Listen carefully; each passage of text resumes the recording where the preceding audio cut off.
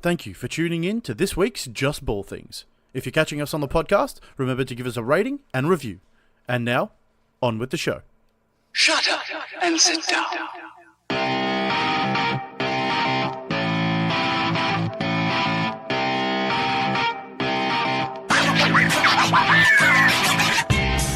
This week on JBT. Well, that's it. Another season completed, and with it comes the final episode of JBT.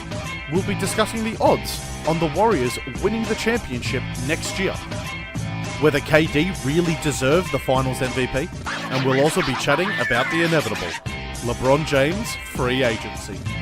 We'll also be discussing some other free agents like DeAndre Jordan and Kyrie in 2019, as well as the potential fit as David Griffin as Philly's new GM. So shut up, sit down, because JBT is about to begin.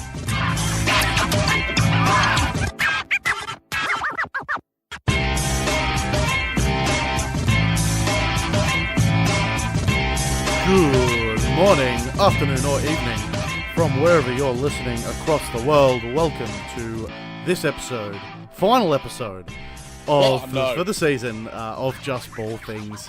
My name is Nick Busink from Melbourne, and with me today from the sunny London, England, we have the J-Man, Jack Manuel. How are you, buddy?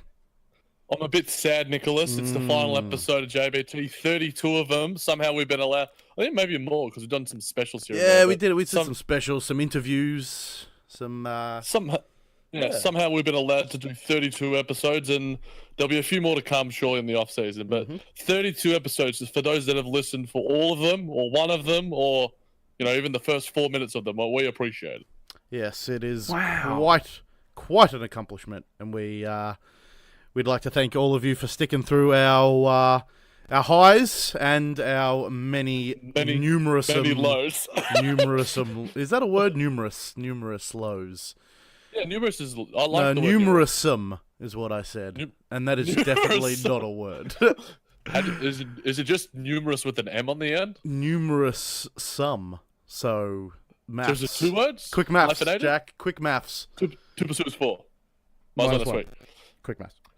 Wow, there's no maths in that one, Nicholas. Oh, there kind of is. Actually. I mean, there's a bit of a scale, but never mind that. It's for our illiterate people, which is most of our fans. No, I'm kidding. We love you all. They're the literate ones. We're the illiterate ones. You just said numerous-some. Yes. Point taken. Straight into it here. Busik Manuel scale. So we scale it on. What is it? It's last season. Alternative. Thank you. Alternative, Twitter, Wikipedia, straight up fact. Yeah, on how likely stuff is to happen. You'll get it. You will get it. You will get it. Hopefully. Just bear with us. All right. First hot take here, mate. The Warriors won't win the championship next year. What sort of onion reading website did you get this one from, mate? NBC Sports, mate. They're a pretty accredited website. But they put out the odds, obviously, and I wanted to sort of just have, obviously, the congratulations to Warriors and Warriors fans. Very deserved winners. Obviously, they had a bit of a luck along the way, but they were by far and away probably the best team. And they are probably the most successful team. I was listening to the Dunked On podcast. In terms of playoff success and playoff record and regular season success, over a 4-year span, this is the most successful team in NBA history. Obviously, you've got Jordan Bulls, but they were like a 3-year span, and then Jordan left. So, and then the Celtics as well. So there's all these different dynasties. But over that 4 years, the Warriors are the best. And I think next year is going to be really hard for them, Nick. So I'm going to give this a wiki, because I don't think it's a fact, because obviously they've got probably the best chance out of anyone. Obviously, they're going to retool as well. They'll probably add in a guy that could give them a bit more bench depth rather than the idiocy of a Swaggy P. JaVale McGee was good. I'll give him a bit of love. Shaq then a fool. Who's the fool now, Shaq? Oh, yes, Nicholas. But I don't know who's going to win the championship next year. I mean, we'll obviously have a minor chat about LeBron's free agency, which will obviously dictate a huge amount whether he goes east, whether he stays east or goes west. So I'm giving this a wiki. They are the favorites ahead of the Rockets and the Sixers. I mean, that's probably might be influenced by the rumors as well of LeBron possibly going there. They had a really nice playoff run. My money would probably be on Boston out of the East, adding in two bona fide all-star, like top 20 players, top 25, for Gordon Hayward maybe. I feel like they're getting a little bit slept on. So that's me, mate. What do you think about this Warriors squad? They're not old enough, as in they're in their peak. Like, they're not going to get worse next year. Why would they? What would lead you, a reasonable person, to believe that they're going to get worse next year? None. Okay, let's assume they don't get worse. Let's assume that everyone else will get better, because they will. Your Philly, your Boston. I mean, Boston are going to get their two stars back. There's a whole bunch of factors in free agency that can completely change everything. We're excited about that. But as it stands right now, I'm surprised you're giving this one a wiki, mate. I mean, I'm giving this one a Twitter fact, because it is definitely a hot take that you hear on Twitter, despite the fact it came from NBC Sports. Shame on you. Shame on you, NBC. Because they're not slowing down. Their core of four is still ridiculously young. Kevin Durant has had another fantastic postseason and regular season. Steph Curry did more or less Steph Curry things. He broke the record this season after breaking numerous 2 seasons ago. They've still got one of the best defender in the league, personally. That's not a center. I know that's a few caveats to Yes. But I agree, and one of the best shooters ever in Klay Thompson. And their system allows role players to work. Granted, they were pushed 7 by Houston, and let's assume that Houston get better. I think that the Warriors, given their scare, no, not so much. Scare? Not it was unexpected. Yeah, but that's what I mean. They came through it in the end. Granted, with a little bit of luck. Because I think it's a general consensus that they're not getting through the Rockets if Chris Paul is healthy. The Warriors were taken aback a bit, but we saw what experience in the playoffs can do in the finals. We saw a sweep of a team and a system that they have met 4 times previously, and that is why they swept them. 3 times previously, sorry. And that is why they swept them. The same can be said for the Cavs and Toronto. They swept them. They saw a system. They saw weaknesses that they had all encountered before. The Rockets, Philly, they were all new. They were all very, very new. Next season, they're not going to change much. They're going to stick to that winning mentality. And I think the Warriors are going to come back at them. I don't think it'll be as close next season, despite the fact that the Rockets will be better. But I personally think you're making decent points in the fact that, their mental engagement, and this was referenced, I think, Sean Livingston. I saw it in the SB Nation newsletter that I subscribe to. And he said that, we went through some shit this year. And, obviously there was so many locker room rumblings that we talked about. Steve Kerr talked about the fact that he found it hard to motivate his team in a sense. I'd love to read be a fly on the wall or read the book on this season's Golden State Warriors. This, to me, as well, I mean, we all know about that 73-9 and losing the finals team, and then that historic 2015 team as well. This team, to me, is the most interesting, with all the rumblings and the little infightings that possibly may have occurred, as Livingston is alluding to. I feel like you make a point in the fact that they'll sort of they've got rid of all of that. They've won the championship. They'll refocus this year. Mm-hmm. But again, Steve Kerr's mentioned, it's so hard to get back there again. Oh, yeah, of course. That's the only thing that maybe there is some validity to this. It's because where the hunger's not the same. I mean, the three-peat hunger will be there, but it's not nearly the same hunger that a Philly, a Boston, and a Houston will have. Yeah, and a LeBron, wherever he is. Exactly, yeah. I think that this Warriors team is by far and away the favourites. You make the points of the fact they're all ages. I think they're all around that 30 range. KD isn't even 30 yet. But all of their games should age relatively well. Steph and Klay being lights out shooters, they can do that till they're 35, 36 years old. So it's going to be about, how the front office and Bob Myers gets those role pieces that you mentioned, the sort of contracts that are handed out to Draymond, Clay, KD this year are going to be fascinating. People say dynasties are bad for sports.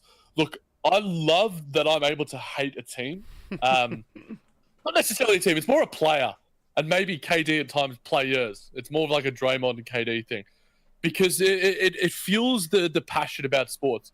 But I mentioned on my Twitter, and I've mentioned to you, and I think I might have mentioned to the JBT fans, the only bad thing about this Warriors squad is that the whole thing felt inevitable. And the best thing about, I mentioned this on the outlet, is that the storyline of sports, the unpredictability of sports is what makes me, what hooks me in. Anything can happen on any given night. The Rockets can take this Warriors team to 7. LeBron can have a 51-point near triple-double and bring them to the verge of victory, but then have it taken away with blunders like J.R. Smith and George Hill's free throws. Those sort of things are what hook me in about sports. The only thing about this Golden State Warriors team is that they did it, and we just expected it to happen with, albeit some hiccups, but we sort of knew what the ending to the story was. Like, you don't go into a movie, knowing what the ending is. Yeah. I guess unless it's like a Marvel movie, when it's basically, except for Avengers. But in that sense, I like not knowing the unknown, and that's why next season to me poses a bit more of a bit more excitement to it. Dynasties are important to a team. I mean, we're still on this first point, but it's they're important to a franchise. There needs to be think of it like a movie. There needs to be someone to root against. And whenever I see people knocking down, it's like, this is the worst thing to happen to the league. You're saying that because your team is shite. Yep. 2, I've said it before. Whenever I hear someone ragging on about it, I think of there's a quote in BoJack Horseman. It's called the movie star speech, and for LeBron at the moment, and for everyone else, like during this dynasty when the Warriors just win and win and win. This is, and the speech goes, it's like, you're the star of a movie, and this is the part of the movie where you get your heart broken, where the world tests you and people treat you like shit, and it happens, and it has to happen this way. Otherwise, at the end of the movie, when you get everything you want, it won't feel as rewarding. Yeah. And then there's some more to the speech, but I think that it's good for the league to have this immovable object, and imagine how much that's going to mean to a Celtics, to a LeBron. The 3-1 comeback, the insurmountable. It's I can't speak. It's that good. Yeah, I can't find me words. Very nice points, and hit us up, all BoJack fans as well. Hit us up on the email. Mm-hmm. We've got plenty of free agency and off-season pods. We'll talk about BoJack if you want. Yeah, man. I'm down. Probably Stephen Curry likes BoJack, I'm guessing. And I'm guessing KD does too. But, Nicholas, Stephen Curry is more aesthetically pleasing to watch than Kevin Durant. This just came to me. I don't know why I was sort of, there might have been just talk about, obviously the whole Finals MVP thing, which we'll get to. But give us a quick take on this, Nicholas. You giving this any Factorino or Alterino? It's a tough one. I mean, it really just is such a subjective, it's such a subjective bias question. Yeah. I love Steph's daggers because you just know that they're going in. But watching KD, Kevin Love, it was ridiculous. It was ridiculous, and he's got the handles for it as well. His slick handles are fun to watch. But I'm probably going with an alternative fact here. And I'm saying KD because he is unstoppable. Yeah, you cannot guard him. And that's essentially where it all comes down to, because every other thing you quote about KD, it all comes down to you cannot guard him. He is quick, and so if you stand off him to limit his drives in the lane, he'll shoot on you. If you're in his face, he'll shoot on you anyway. because he can 6'11". he can rise up, and you never feel. And it comes down to like just watching the finals this time. I'm isolating it to the finals here. They both had amazing finals. Every shot that KD hit felt like it was never going to miss. It was a sense of immortality to KD, and I never had that. I've never really had that with Steph. I mean, in that last quarter, sure, he's got it in spurts, but we're talking across 4 games. You never think KD's missing a mid-range ever. Yeah, no, that's true, and for me, this is an overall aspect, and I'm gonna go with a wiki, because I can't fully say that I love watching Steph more than KD, because there are nights where it's like, man, KD's just looking awesome. But for me, the aesthetically pleasing thing, I'm focusing on that in the sense that watching Steph shoot daggers from 30 feet, use his handles, and KD's got an array of moves, but there's something, like I was sort of saying about the Warriors in general, that he can sort of get what he wants all the time. In terms of, like you said, he's huge. He's 6'11". He can shoot over people. He can get into the lane. He's quick. Whereas with someone like a Stephen Curry, it's like, damn, he's 6'3". He's like my height, maybe a little bit taller, and he can still shoot over a guy like Kevin Love, who is 6'10", and make him dance around like it's a disco. That's why for me, Curry's highs are higher than KD's.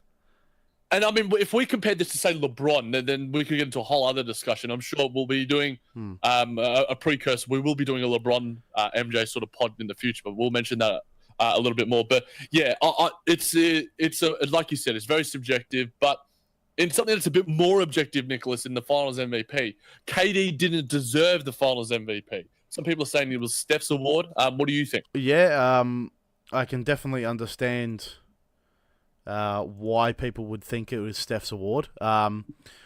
It makes sense though. It makes sense to give it to KD, who had a more consistent finals, and that game 3 was just incredible. Granted, like maybe the game 2 and the game. Sorry, game 4. Was it game 4? When did KD have his amazing game? That was game 3. Yeah, he's in game 3. Yeah, game 3, and then Steph is game 2. Yeah, so that game 2, game 3 can, if you'd like, cancel each other out. Yeah. So who had the better game 1? KD. Who had the better game 4? It Probably was Steph. Close. Yeah, but that's the thing. It was close. Yeah. So and KD had a triple double, 10 assists. From a guy from a pure scorer, like that's impressive. LeBron stuff. And for those that don't know, the vote there was 11 votes from media members like Rachel Nichols, Jeff Silgerter, and such, and the vote went 7-4 in favor of KD.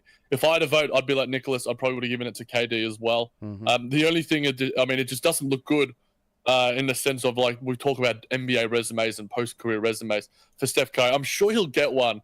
He should have got one in 2015. Yeah, Andre Iguodala getting it was ridiculous. It was pretty stupid. So, I mean, it's pretty silly that it happened then. KD deserves these 2 Finals MVPs. I think LeBron and Kobe, I think 2 are the only people to ever do it in the past sort of decade or so. So he's in some illustrious company, and he did deserve it. If you don't think so, let us know at the JBT, jbtpodcast@gmail.com, at JBT Nick. But switching turn a little bit, Nicholas, we're going to go to LeBron. Now, LeBron playing with a broken hand is more impressive than MJ's flu game. We have to compare it to MJ because everyone else is. I mean, this is the story of his life, isn't it? He's forever... I mean, for most people, he'll forever be in the shadow of MJ. I'm just looking forward to. Sorry, go on. I mean, no, he said it in the. I think I did a piece on MJ recently that I was talking to you about. But LeBron said it recently in a Sports Illustrated piece that he's chasing that ghost in Chicago. Yeah, of course. Those were his words. Yeah. Those were his words. So sorry for interrupting. Yeah, no. He's definitely said that. And we're always going to bring up these comparisons between LeBron and MJ for during his career and for many years after. Is it more impressive than MJ's flu game? Well, this is sort of two-pronged. If MJ actually had the flu, then no, it's not. But if they were both self-inflicted injuries, if MJ's flu game was not so much of a flu as it was a big night the night before, then I would probably say LeBron's is more impressive being over a whole season. I mean, Game 3, he's still got a 31-point triple-double with... I'm not classifying it as a broken hand because I don't think it was that serious. Fully broken. Yeah, it's not... Yeah, it was a very painful injury. Obviously, like the exercises he was doing to keep down swelling, you could tell his dribble wasn't that tight. He wasn't as effective. His shot. I mean, you could tell. It makes a lot of sense after the fact. But I mean, if MJ's flu-like game was anything like when I get the flu, I can't even get out of bed. So, I mean, if it was the flu, then it's not. So I've sort of bastardized this question by going both ways. It's apples and oranges, Nicholas, in the sense that, it depends on what you like. It's like the abusing memoir scale generally is. It's very subjective. LeBron's broken hand was self-inflicted as well. So if you want to hold that against him, but you obviously can't blame him for having that self-affliction with the referees after game 1. With J.R. Smith and George Hill. And we saw that bench footage as well. So he was certainly in a place where he needed to vent some frustrations, and his hand happened to be that vehicle for those frustrations. And it was a bit silly for him to do such a thing. But, he's still able to put up triple doubles with a near broken hand. I mean, at the end of the day, MJ won that game. And, like, the impact on that series of 2-2. Yeah. It's always nice to compare. It's always nice to compare. But MJ had 38 that game. Like that. Yeah. Even if it wasn't, I've sort of what's it called? Taken back on what I said. I've contradicted myself because 38 with flu-like, even if it was just hungover symptoms, in a tight 2-2 series is extremely impressive. So. Yeah. I'm going MJ, and I don't go MJ too often. You do not, and plenty of people give you flack for that. But yeah, I mean, if you want to, I'll advocate for Team LeBron being devil's advocate. LeBron did it for a long span of time. Did it for a whole series, yeah, but he lost all 3 games. We're not going to actually, you know what? I will. I'm going to say Twitter fact because I'm leaning towards the LeBron slightly, but there is an element of MJ in it. But keep it on LeBron. There's going to be plenty of LeBron talk in the off-season as well as in this pod. A really interesting piece from The Ringer early in the week was advocating for his move to Boston. But, Nicholas, LeBron to Boston will never happen. No, it'll never happen. Hashtag fact. It's fact. Absolute. Could you imagine? Oh, man. Oh, God. Him in the green and white. Oh, well, not only that. I mean, I can picture him in a Celtics jersey if that's bad. He hates them. He hates Boston more than any other team. But it's not that. It's Kyrie. They wouldn't do that to Kyrie. That'd be hilarious. Oh man, could you imagine how salty you'd be as Kyrie? So good. It's Kyrie. It'd be Salt Bay. Oh, Salt Bay everywhere. Salt Bay times a million. Salt Bay got his own restaurant. He'd be getting his own franchises around fucking Boston. The amount of salt that LeBron would be pouring on Kyrie. Oh, I can't imagine that ever happening. Like, oh man. In terms of the fit and the salary cap situation, it's a realistic prospect if you're talking basketball terms. And if LeBron wants his best chance to win, you go to freaking Boston. Yeah, I know, but you get rid of guys like Terry Rozier, if that trade happens, just say. I mean, sorry, if they do pick him up. Who is the worst guy? Like, morally. Is it Danny Ainge or is it LeBron James? Because Danny Ainge has to essentially forfeit Kyrie Irving. He's like, I don't give a crap about you. We have LeBron James. Or is it LeBron James for going to Boston and be like, you know what, Kyrie? Fuck you. So, like, either way, Kyrie is getting lubed up and hammered. So it's not good for Kyrie. But who is worse in that situation? I give you that. I'll probably go with Danny Ainge. I mean, Danny's made some really tough calls in the past with the Isaiah Thomas thing.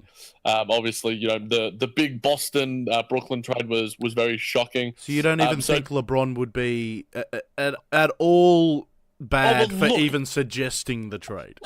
Absolutely, but there was also times in press conferences throughout this series that he was like, "Look, I didn't want Kyrie to leave. I wanted him to stay. I wouldn't have done that trade. If we had Kyrie in this series, we'd be up, 2-1 or whatever it is." So, it seems like a very complicated relationship between those two, obviously. But we hark back to 2016 and the games where they were having 40-point games alongside each other. Kyrie was nailing daggers from the 3-point line, and LeBron was blocking guys, out of nowhere. That was. For me, that was one of the best games I've ever seen from a duo. I didn't live through the MJ Scotty era, so I couldn't recall it as much. But so for me, it'd be fun, but it's obviously a bit silly. But Nicholas, you got a little bit of a clip for us because LeBron was saying his family will play a role in free agency, and that indicate for me a further move to LA. Let's have a listen to the clip for those who haven't heard it. Thing that I've always done. Is consider, obviously my family, understanding, especially where my boys are at this point in their age. They were a lot younger. The last time I made a decision like this 4 years ago, I got a teenage boy, a preteen, and a little girl right now that wasn't around as well. So, sitting down and considering everything, but, my family is a huge part of whatever I've decided to do. You like that sound, Nicholas? I like it as well. It's a ponderous Ponderous. That's a good name. Ponderosa. Pondy. I will smack your face off of your face. Nice sirens there, mate. Yeah, no, they're going off because it's LeBron free agency sirens. Oh, yes. That was nice. That. Yeah. Nice. Solid save that. Yeah. Good save. So, given the clip that we just listened to, well, yes. I just listened to, LeBron saying his family will play a role in his future future free agency indicates a move to LA. And I tend to believe it. It would be the best. I mean, it was LA where he was about all the schools, yeah. The houses. Exactly. It seems like the most it seems like the best option for his family. Yeah. And that's not saying anything about the franchise.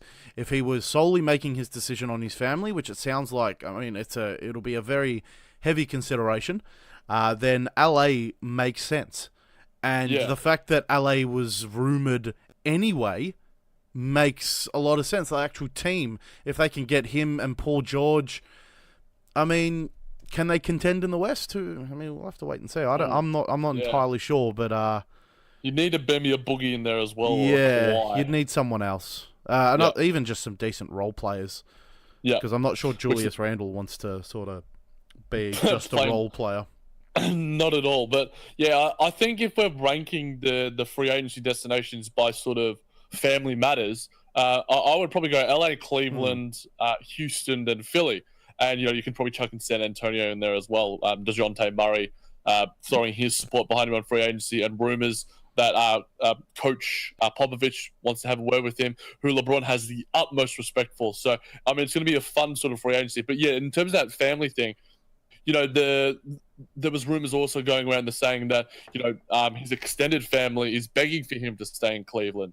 But I think he's more talking about his immediate family with his 2 sons, daughter, and wife. And LA makes a lot of sense for the lifestyle, for the schooling. But, obviously it depends on where, Bronny is going to school with, his AAU circuit, his high school circuit, where he wants that to sort of happen in terms of that family decision.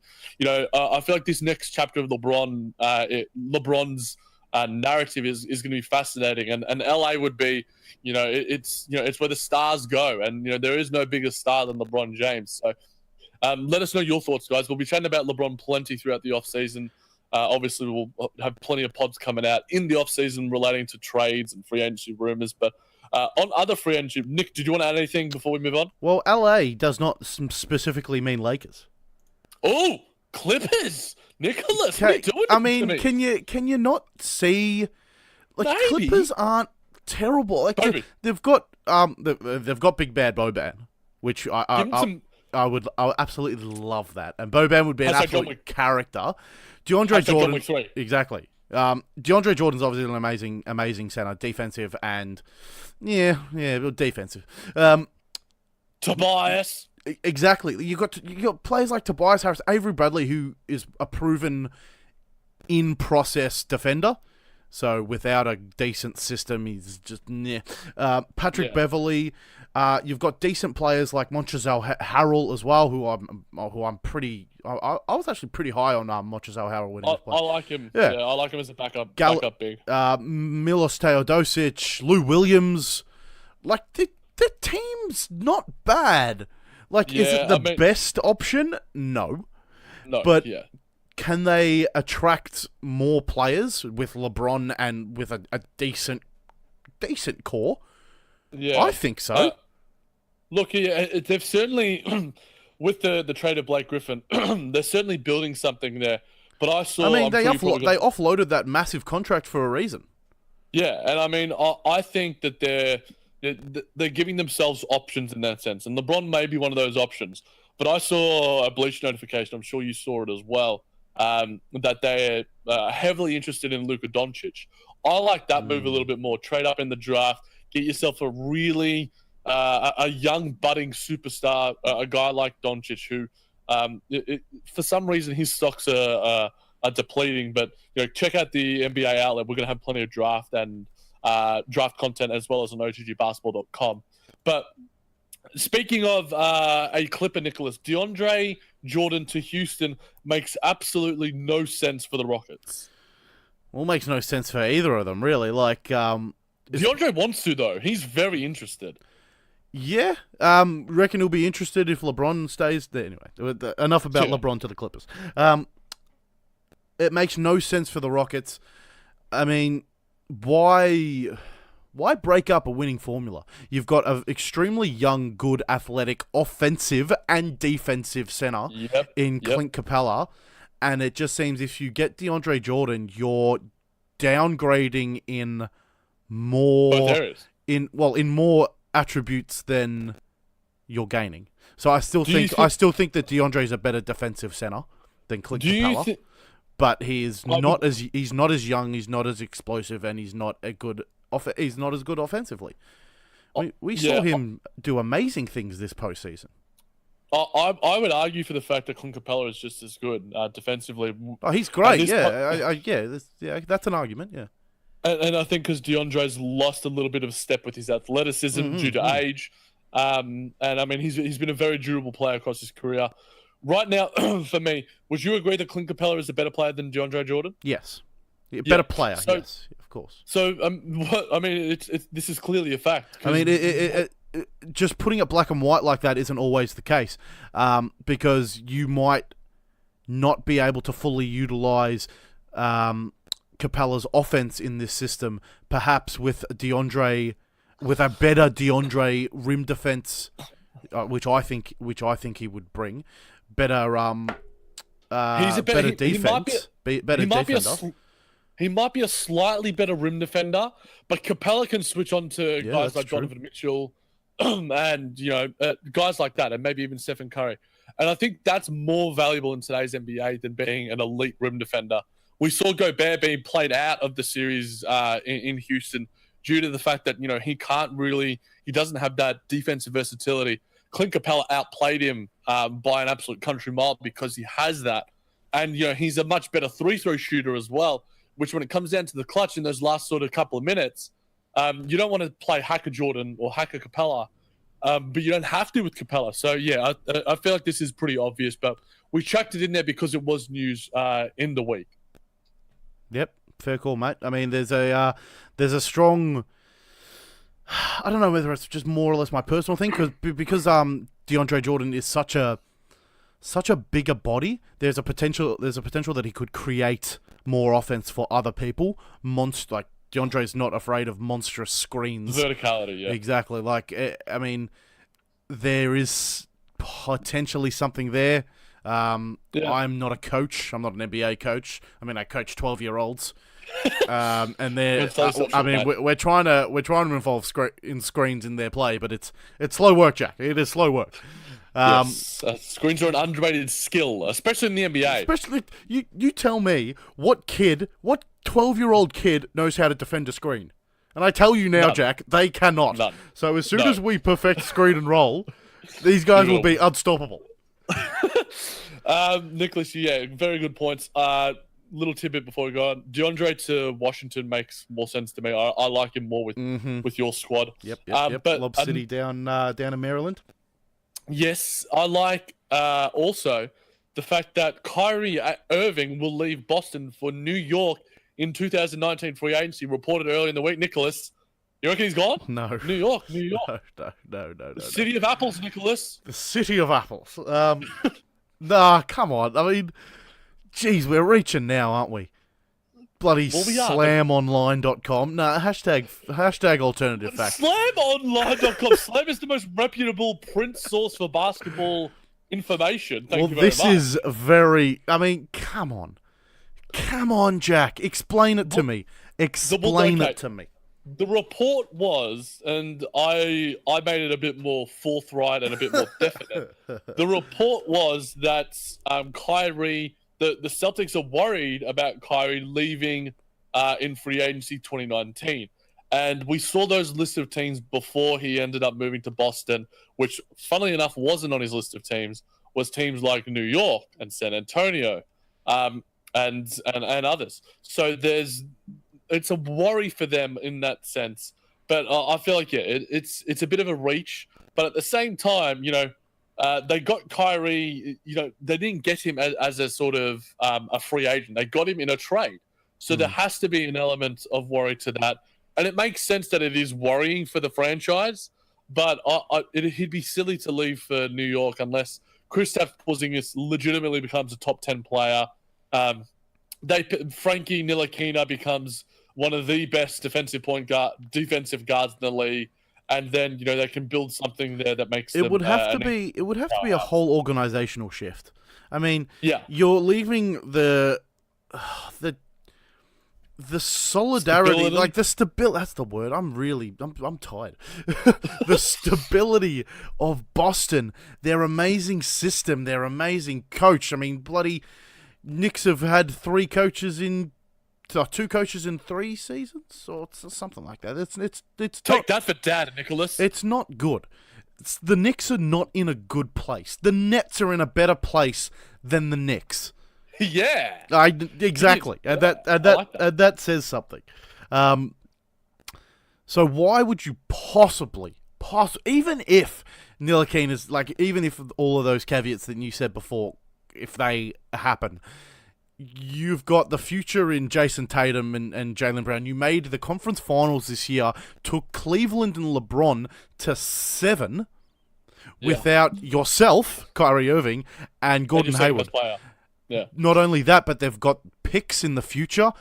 I mean, what?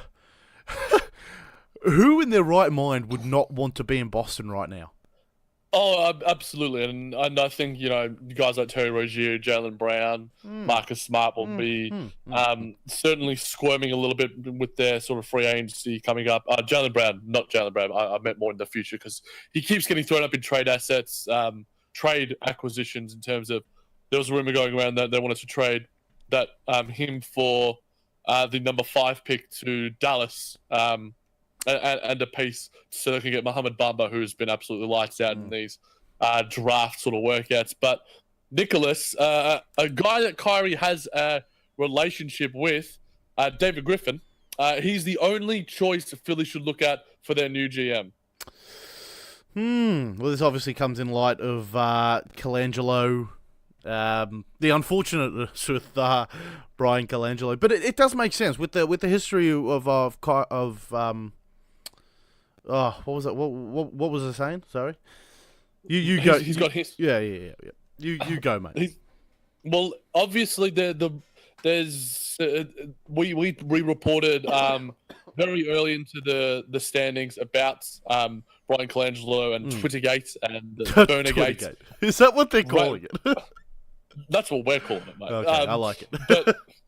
And for those who haven't seen the Game of Zones yet, where he was the Burner Ravens, absolutely outstanding stuff from those guys. The size of his collar. It was, and Jason Concepcion also as well on NBA Desktop with his huge collar was awesome. But okay, so I'll report for you who the candidates are, Nicholas. So there's Mike Zarin, who is a lifelong Celtics fan. You know, he has a history with them. An assistant GM over there. David Griffin obviously has the backing of LeBron. A great history there. A championship pedigree. Kiki Vandeweghe, a basketball lifer. He was GM in Denver when they drafted Carmelo Anthony and Hyde, George Karl, so they had some success there. So those are the three sort of rumored candidates. If you go with those three, I feel like David Griffin makes the most sense. Yeah. Or unless you bring back Sam Hinkie, mate. He died for the Philly fans' sins. May he rise again like Jesus did and Goku. And if Game of Zones is right and Hinkie was the one who was leaking all this information about Colangelo, what a master plan. It's like literally this is like it literally feels like Game of Thrones TV show, like something that was plotted in season 1, and all these events happen, and it's just worked out so perfectly, and he ends up back on his throne with the exact picks he wanted, and it's just like, you backstabbing son of a bitch, you are a genius. It's some little finger shit, but I will add that I think right now Sam Hinkie has a role with an NFL franchise. I think it's more of an advisory role, so there obviously is that slightly ajar door. There's been plenty of articles on him that I've read. He's a fascinating figure, and in terms of his reverence around the NBA. But for me, it's not necessarily that David Griffin is the only choice, so I'm going to give this a wiki because I feel like there are other options out there. But for me, he's the most logical choice. Yeah, it makes the most sense. Obviously, with his history with LeBron and in his pending free agency, that can be a major factor. He loves Griff. Griffin is obviously a proven GM as well. And yeah, I mean, it ticks all the boxes for me. And yeah, he can manage young stars like Kyrie Irving. He can manage them, and I feel like he would develop a great rapport with a guy like a Ben Simmons and the Joel Embiid, two figures who are very different in their personalities. But you look at LeBron and Kyrie, and he was able to make that work up to a point.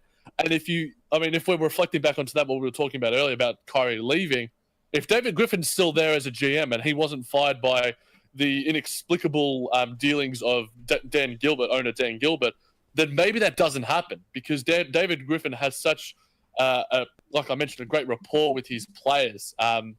So for me, he makes a lot of sense. But Nicholas, back onto those Cavs. The Cavs would be unwise to move Kevin Love unless given the right deal. Now, the season's over. Kevin Love's been in deals, even in that February free agency period, the trade deadline period. What do you think about Kevin Love and his possible move either out or re-signing with the Cleveland Cavaliers? I think trying to hold on to some sort of morsel of success is not wise. So I think that it would be wise to move him. I mean, you need to get the right deal. I mean, you want to shop around. You don't want to give him away for pittance, you know. I mean, if he stays, then he can still be a great role model to. You've got this number 8 pick potentially coming through this year. Yep. And he is still a good player, and he can get All-star some wins. Yeah. Exactly, he can get some wins on the board, and you won't be a completely terrible franchise. A lot of people in this situation just sort of like, you know, blow it up, and I am not.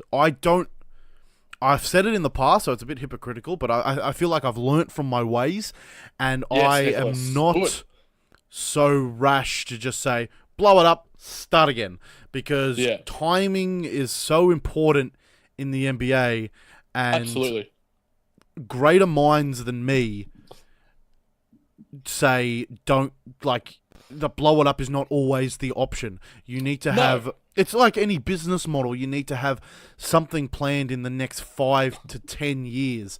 And if the timings aren't right, then you could end up like the bloody 76ers for a long time, you know? The Phoenix Suns. The Orlando Magic, yeah. Exactly. If it's not done correctly, then you can be in a worse situation than you were before. So I don't think that they should solely blow it up. I mean, there's still some value in keeping a semi-successful, even if you don't make the playoffs, you're not a joke. No, and I feel like that with Kevin Love, they're a borderline franchise team without LeBron anyway. Like, you compare him to Detroit, Charlotte, and those teams on the fringes. I feel like you add in, maybe a Trae Young or a Colin Sexton or something along those lines. But Nicholas, I put in our doc that I feel like, obviously Portland seems to be the rumor that was going around very heavily in the free agency period for CJ McCollum and an array of pieces to make that salary work. For LeBron, that makes having another ball handler, a proven scorer, nice little fit there. But Kevin Love's also very good. But I like if he was to become, completely irrelevant sort of free agency sort of thing. I like him as a fit in Utah, as a sort of guy who can space the floor, very offensively minded, and can get his own shot. Alongside of Donovan Mitchell, you get rid of Derek Favors. You have Kevin Love and Rudy Gobert in that front court. That for me is one of the best front courts in today's NBA. Obviously with Anthony Davis and DeMarcus Cousins, but that has the yin and the yang. It's like the JBT balance of the idiocy of myself and the intelligence of Nicholas and the wisdom of that he has grown. But I like maybe a Utah move. But that actually makes a lot of sense. It's one thing that Utah really have missed. I mean, it was Gordon Hayward on nothing in the previous years, and then when they lost, you're struggling to think where they're going to get this offense from. Luckily enough, whether it was luck or just amazing scouting, they got their offensive weapon and then some in Donovan Mitchell. But I think having a Love in there, like you said, to stretch the floor, and he can even play a decent post game. That wouldn't be too bad. Yeah, you're right. Playing at the 4 there next to the big Eiffel Tower himself. Yes, but Donovan Mitchell was on the Woj pod earlier in the week. Nick, I'm not sure if you heard, but if listeners haven't heard, that is a podcast I'll advocate you listen to after you listen to this one. Don't go switching off just yet, because we're going to be talking about it. Donovan Mitchell was saying, how he wants to attract free agents. He wants to be that guy that can sort of, get free agents in there. And they are an attractive proposition in terms of their team, obviously being a non-sort of market team like a New York or an LA, and maybe even, a team like a Houston. But he advocated that he went on Twitter saying at National, I think it was like National Best Friends Day, and he put at Paul George, and he posted a picture of him hugging him. One, you're lying about your best friendship there, Donovan Mitchell. I do not respect that. Nick and I are very close to best friends, and we would not lie about our friendship. So I feel like Donovan Mitchell is playing us a little bit. But Paul George would be a perfect fit in Utah, despite the fact that he and Donovan Mitchell aren't really best friends. I mean, it's really for the same reasons as similar reasons. A great scorer who can stretch, but Paul George also brings elite level defense. He's not as obviously not as big and can't play as big as K-Love, but I think you take Paul George for his defensive capabilities, which is really the identity of Utah, isn't it? Oh yeah, he'd fit so well. I honestly want this. I don't see it happening at all. It was almost like how John Wall was trying to recruit Paul George in free agency as well over there. I can't see it happening in any sense of the word. Obviously, Utah being that sort of team, it's going to be very hard to attract free agents. And as they have over the years, they've built from within. Look at Donovan Mitchell, Gordon Hayward, Rudy Gobert, all these guys. And they have to add those role players like a Jay Crowder, Joe Ingles on the fringes to sort of make their team better. Getting superstars into Utah has rarely ever happened. I can't think of anything off the top of my head. But Donovan Mitchell is the guy that may be able to change that trend. And Paul George, Kevin Love, man, that makes them a legitimate contender for me. Their ability against Houston, they were up and down. But you add in one of the best defenders, you add in one of the best power forwards, they're going to be absolutely insane. And they've got youth on their side. Rudy Gobert is very young. Donovan Mitchell, very young. So very fascinating situation happening in Utah. Yeah, you're not wrong there, mate. With the where am I going? The next one, mate. What do you got? What do you got for me, Nick? A precursor. Is that what I'm reading? Yeah, a precursor to a future pod that we will be doing potentially about MJ and LeBron. I know it's been talked to death, but we want to have our 2 cents, maybe even 3 cents. Yes, we'll be, for those that don't know, we're going to have some different people that we know that have supported the podcast in the past and in the present. We want to get their opinions, get varying takes, get varying opinions, because for me, there's a lot of people that are just like very one-minded in the sense. It's LeBron, it's MJ. I prefer to sort of make it a bit more democratic in that sense, to get people who have those varying opinions to sort of provide their intake, and then I feel that makes for a more well-rounded, balanced viewpoints and a better podcast and a better product overall. Yeah, sure. So a precursor to that future pod, LeBron's 2016 championship overrides any playoff failures he's experienced in the past and will experience in the future. I don't agree with it. I don't agree with this. Like, it was an amazing feat. Don't get me wrong. It was an amazing feat. But careers aren't built off one amazing feat. The amount of, or the lack of successes that LeBron's had, just in getting that last piece, because even in this, apart from one season, even in this season was not a bust for LeBron. He had an amazing series. He had two game winners in the in this entire postseason, and proved that he is so clutch. But his adversary was just way too much for any normal, and like Jordan in the similar position would not have overcome this team either. He never faced anyone as good as the Golden State Warriors. That's what I mean. So like, which is fine. Like, this wasn't a complete failure, which is fine. His major failure was against the was against the Mavs, which is always going to be glaring on his resume. But does it nullify that failure? No. Does it nullify future failures? No, it doesn't. I mean, it was amazing, but it's not such a transcendent feat. See, I think it is, Nicholas. Yeah, look, I think it is, in the fact that it's such a rare sporting feat. For me, it's the greatest sporting feat I've ever seen.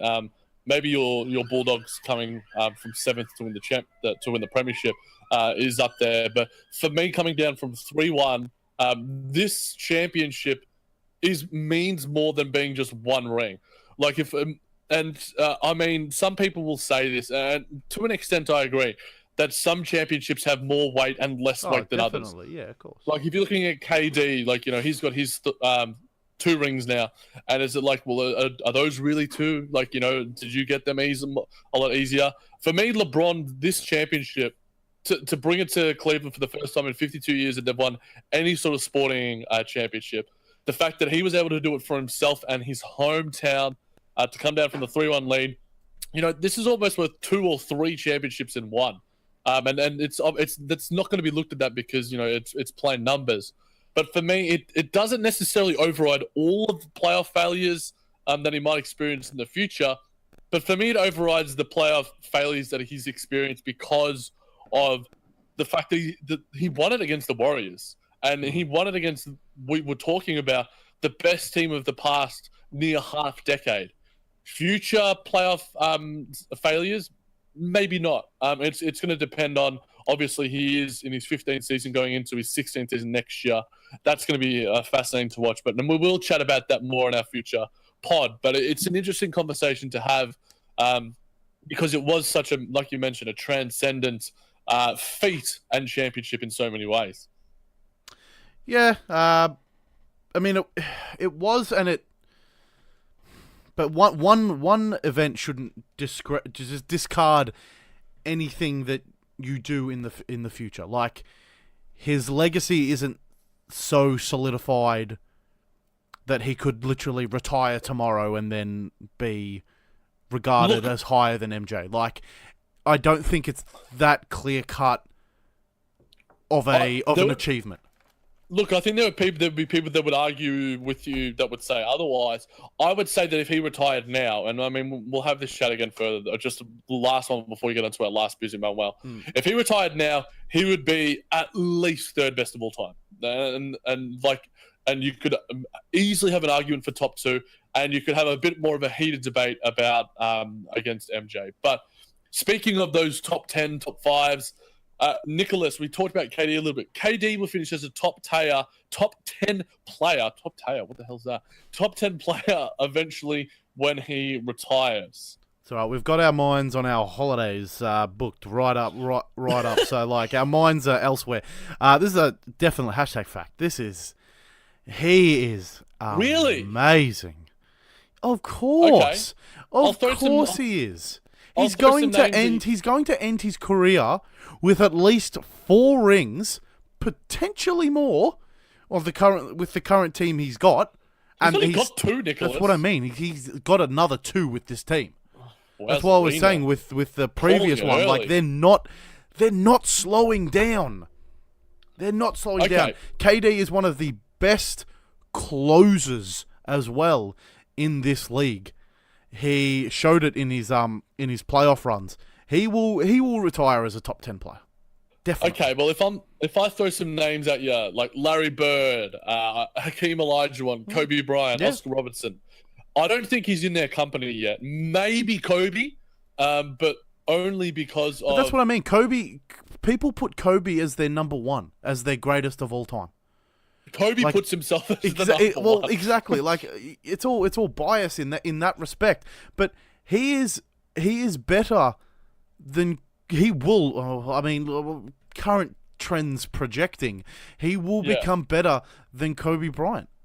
I don't think he'll be better than a Larry Bird, though. And I mean, you could argue Larry Bird for being a bit higher than top 10, but we're just saying around that range. Hakeem as well. I feel like Hakeem's transcendence above the game and his ability to sort of change it, and he's regarded as one of the best post players ever. Yeah, and I don't definitely.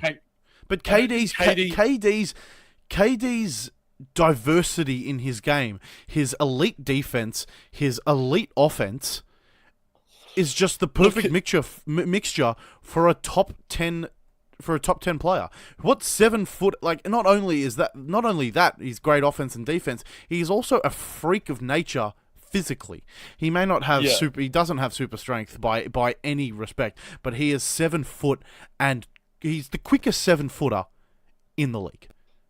Yeah, and look, you could you make an okay point, and I agree, but I feel like it's harder to sort of predict that narrative than you're sort of having it as fait accompli. The rings debate might make a certain thing. If he hadn't got a Golden State, would he be in that conversation? That's a question for another day. I'm a big believer that you don't have to have the rings to be in that conversation. That's why neither LeBron am I. Is so high for me. But Absolutely. he's amazing. He's an amazing player. Yeah, and look, I'll last sort of thing. Would you, if his current trends project, would you put him higher than Larry Bird and say have him as the second best small forward of all time behind LeBron? It's a hard one. Has he? Like, will he hit those peaks? I guess. I guess only time will tell. Like, that's a bit of a harder conversation. Only because I would have Larry Bird close to my top 5. Like, at least. And I mean, like, he was just phenomenal. But we're talking top 10 where people put, personally, I have I don't have Kobe Bryant in my top 10. If I'm just thinking, top 15. If I'm just thinking of my top 10 at, like, off the top of my head, there'll be players that I'm missing. But is he better than Kobe Bryant? Will he be better than Kobe Bryant? I think he will. A lot of people put Shaq before Kobe Bryant, and I put Shaq in my top 10. You don't have Shaq in your top 10? No, sorry, as in I would put Shaq ahead of Kobe Bryant. Yeah, I would have Shaq. Same. I would have Shaq in my top 10. A lot of people don't. Same. I just but this is sort of more of a conversation on Shaq. But then if I'm putting Shaq at like 8, for example, will he be better than Shaq? That's another I don't very think so. hard question. I don't think so, because Shaq, like similar to the Hakeem conversation, like there are guys like, you know, that I don't think he can and will take over.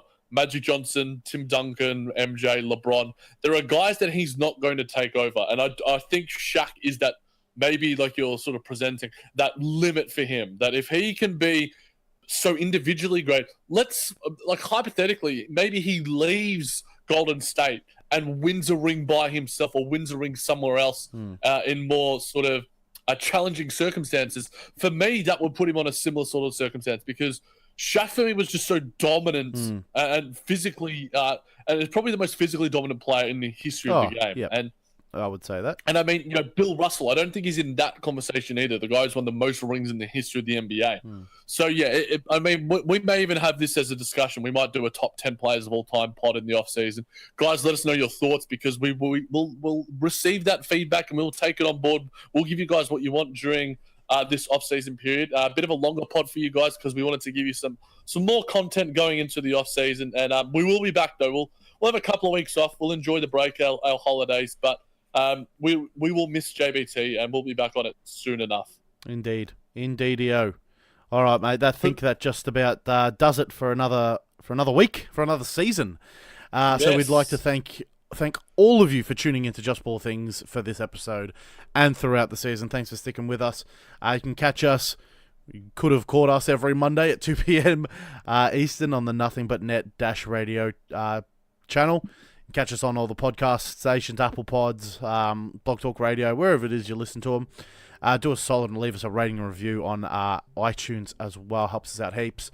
JBT at JBT Nick at the J-Man JBT are our Twitter handles. You can hit us up there. You can hit up OTG Basketball on Twitter at OTG Basketball. And you get there posting some fire content, fire NBA articles written by Jack. He's a very nice NBA writer there. We've also got Facebook. Just Ball Things, you'll find us. You can hit us up on email, jbtpodcast at gmail.com. Any suggestions on post-season pods, you can hit us up. Anything you want to hear, let us know. So remember, it's you guys that make this show great. So we appreciate any and every post heading our way. So until next time... Keep balling, superstars. Bye-bye.